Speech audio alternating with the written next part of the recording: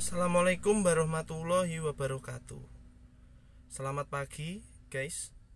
Oke ya guys, hari ini saya mau mereview bagaimana cara untuk memulai menjalankan mobil dengan transmisi manual.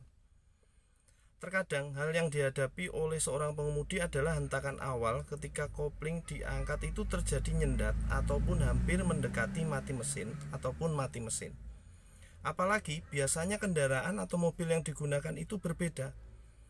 Oke ya guys, kita mulai cara untuk belajar mengasah feeling seberapa angkatan kopling untuk pergerakan mobil awal ketika mau jalan. Oke ya guys, awal sebelum kita memulai untuk mengemudi, pasti yang harus kita lakukan adalah berdoa ya guys, yang pasti. Yang kedua, harus kita tenangkan hati dulu, karena ketika kita mau memulai untuk mengemudi, hati itu harus tenang dan tidak terbawa oleh emosi ataupun pikiran-pikiran lain yang membuat titik fokus kita itu terganggu untuk memulai mengemudi.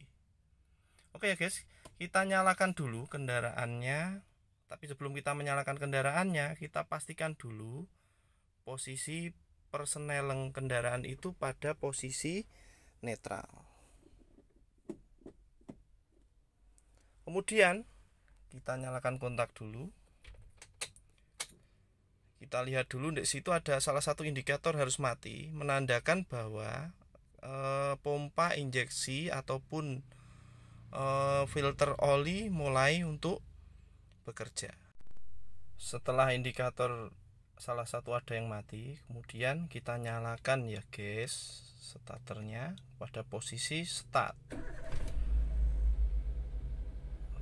Setelah kendaraan nyala, kemudian guys, yang harus kita injak dulu itu adalah tetap sama rem, kemudian pedal kopling. Sudah kita injak penuh ya guys.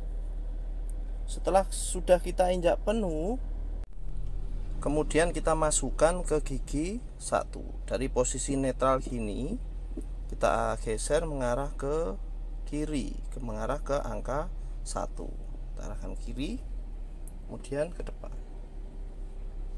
Kita turunkan handremnya setelah kita memasukkan persneleng boleh, ataupun sebaliknya, handrem dulu yang kita lepas dulu boleh, kemudian memasukkan persnelengnya.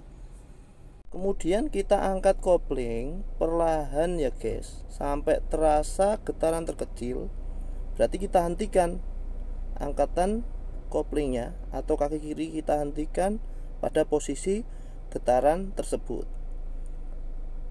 Kemudian kita diamkan gitu, kemudian coba kita lepas rem.